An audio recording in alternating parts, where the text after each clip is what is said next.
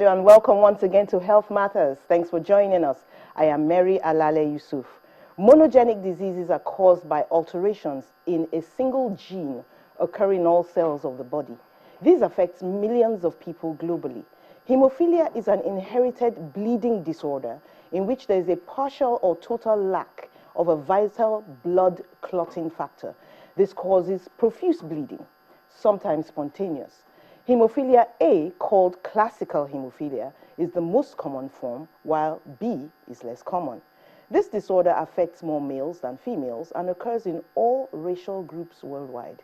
It's estimated that one boy in every 5,000 will be born with hemophilia A, and one boy in every 30,000 will be born with hemophilia B.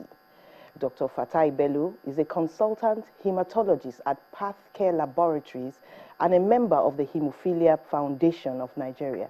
He will be educating us today about hemophilia. You're welcome to the show. Thank you. Now let's start from the beginning. What is missing in this hemophilia disorder? Let's just go through that. Okay, simply what's missing in hemophilia. I know it says a clotting factor. What's this clotting factor? For hemophilia A, a clotting factor 8 is missing, and for hemophilia B, clotting factor 9. So there are many clotting factors. Exactly. Why are those missing? Well, the gene responsible for the production of this clotting factor in those individuals is that they are not functioning properly, so making them have lower level or defect or producing defective clotting factor, or they don't even have at all. Okay, one of the, without dispute, we could say that hemophilia causes bleeding, profuse bleeding. Yes. That's already known. Okay. But are there other signs or symptoms of hemophilia that one can readily see? Okay, the bleeding can be outward, like if you have a cut, they bleed, they don't stop. That's the one we see. But more commonly, they bleed internally. Internal bleeding? Yeah, especially into the joints. Okay. The most affected joints are the knee joint, the elbow joint, the ankle joints. Okay, you just have a child that bleeds into the joint, and when you bleed into the joint, it's very, very painful. Is this because of impact, trauma, or they just bleed? Well, the mechanism behind this bleeding into the joint is not well understood. But the thinking is that as you move around every day, small vessels in the joints, right, are injured, but because there's a mechanism in the body that stops this bleeding easily, which is lacking in the hemophilia, they bleed into these joints. You have this clotting factor normally in other people. Everybody should have it. It's supposed to be a spontaneous thing? Yes. The clotting mechanism, so to speak. Exactly. Because the blood, if they run in the veins and the arteries, they are supposed to be in the liquid fluid states. Okay? And there's a delicate balance between clotting and maintaining that liquid state. Okay, that's a bleeding joint there. Yeah. And that can happen because of the rubbing of the joint. Exactly. Since it's at joint, I guess that must be the reason, right? Because of abrasion. Exactly. But the body has a mechanism to minimize this and immediately seal those bleeders in the joint. But for hemophilia, because of the deficiency in those clotting factors, they just bleed and it doesn't stop. Okay, and it's very painful, and blood damages the joints. Okay, so pain would be one of the symptoms too. It's the first symptom. They are going to have pain. Then over time, the joint get damaged. So you see a lot of them going around. They can't walk properly. That will affect walking. Yes, a lot of hemophilias go around without using walking stick, walking aid. Some are even completely on wheelchair. They can't even stand up. Is that why the knee swells as well? Yes. Because just a while back, a swollen knee came up on the screen. So over time, the joint get damaged, the knee gets swollen, somehow fixed knee. You can move your knee easily. Okay. But for them, the joint doesn't roll anymore. It just gets frozen. We call it a fixed flexion deformity. After some time, the joint just gets frozen there. That means he cannot stretch his leg or he cannot fold his legs. Do these symptoms come up early in life, like in babies? Right? Maybe those crawling. Exactly, right from day one. Okay, when the child is born, by the time you separate the placenta, if they are very observant, they notice that the bleeding doesn't stop on time. Okay. Then as the child starts growing, when it starts crawling, that's when the first joint problem starts. Okay.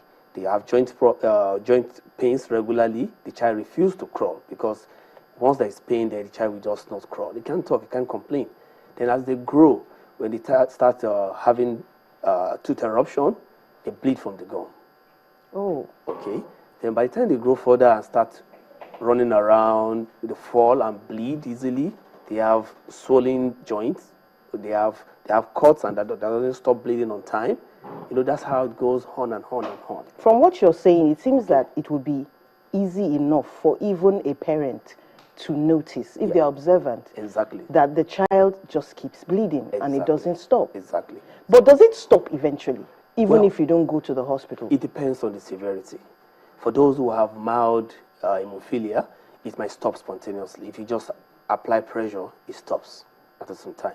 But for those who have severe, moderate to severe, they will definitely need intervention in the hospital, either in terms of replacement of the factor that is missing, okay, as factor concentrate, or replacement with frozen plasma or fresh plasma. Or okay, we'll come to replacement soon enough. But I understand that there's a very interesting pattern of inheritance in hemophilia. Could you break that down for us? Well, hemophilia is X-linked.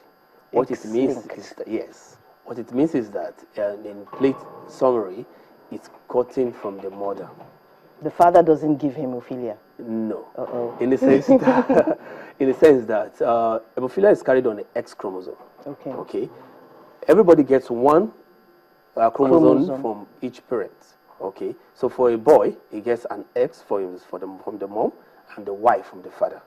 Okay. So the mother that is a carrier that has an X chromosome that's defective in the gene that causes for hemophilia, right, gives that X. But she could give the good X to the son, right? She can give. So there's a chance that he won't get it. Definitely, we can have people generation that skips.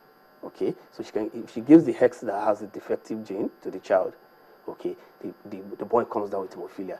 She may not have any symptom as a woman because she has two, one that is defective and one that is normal. So the one that is normal usually covers for the one that is defective, so she won't have any symptom. The mother gives to the boy. Yes. But the girl doesn't get it. The girl doesn't get it because usually she gets the good X from the mom. Why is that? At times we have females. Okay. For instance, if by chance she gets the defective X from the mom, the girl now, she might go down with, she might have an hemophilia. Okay. And we have at times when you have a situation where probably the father is an hemophilia. The girl has two defective X chromosomes she can have. Hold on, let's see if we can get this. Okay. The father already has hemophilia. Yes. And the mother is a carrier. Yes. So she can get from both parents. So if the father gives the X, okay, she's a girl now. The mother gives the X also. And they're both defective X's. Exactly. So that would be serious. Yeah, but that is not very good. It doesn't happen often. It's the boy that usually have hemophilia. Okay, that's why this is more about boys. Exactly. Okay, let's take the case of the rare case of a girl who has hemophilia. She gets both a defective gene from both parents. Okay. Can this girl grow up to be a mother? Can she have a baby? You know, a lot of blood is involved in birthing a child.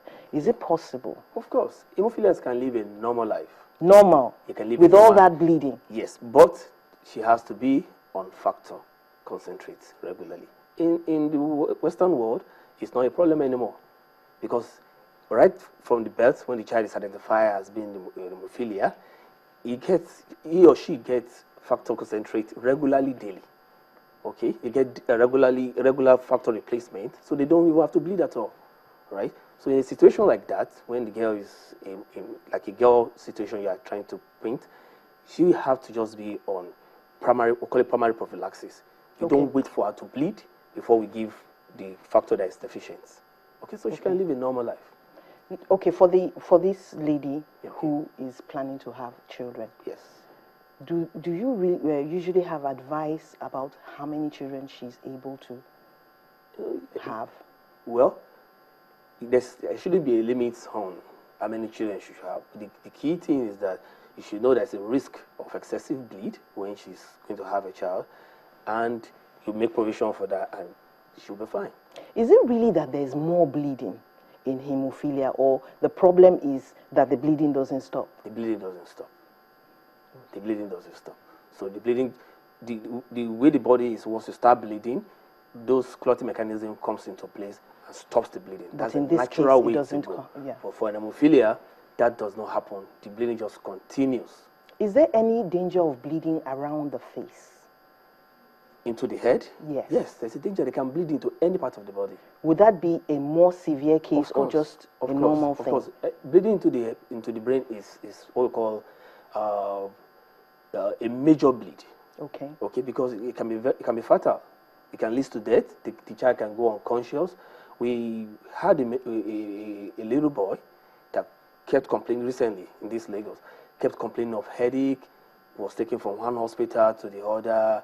The health personnel, they never knew the boy, it was hemophilia, so they didn't even think of it. It was bleeding into the brain. Before they finally got to the teaching hospital, where a good doctor there was able to make the diagnosis that this boy is an hemophilia, he has bled into the brain. Okay, luckily the blood was drained from the brain, but unfortunately it has already had a long-term complication that affected the boy's sight right now. We'll come back to that and talk more on prevention and treatment, if there is such a thing. Yeah. But we need to take a break right now. We'll take a break now to show you a special segment where Omron Healthcare, makers of healthcare devices, and New Heights Pharma Limited came together recently to bring awareness of something to do with blood as well, but in a totally different way. The World Health Organization considers hypertension to be a public health condition of global concern, contributing to almost 9.4 million deaths yearly in the form of heart disease and stroke. Now, the New Heights Pharma Limited and Omron Healthcare Partnership organized a media parley to help people prevent and stay safe from hypertension by taking their own blood pressure. So watch this and know how. It's a global public health issue. Hypertension affects 1 out of every 3 adults, and that's going by the figures from the World Health Organization. An established fact is that hypertension or persistent high blood pressure is a silent condition that erodes the health of an individual living with it. But what is not so clear is the number of people who may or may not know their blood pressure status. For raising awareness. The need for awareness is what has brought Omron,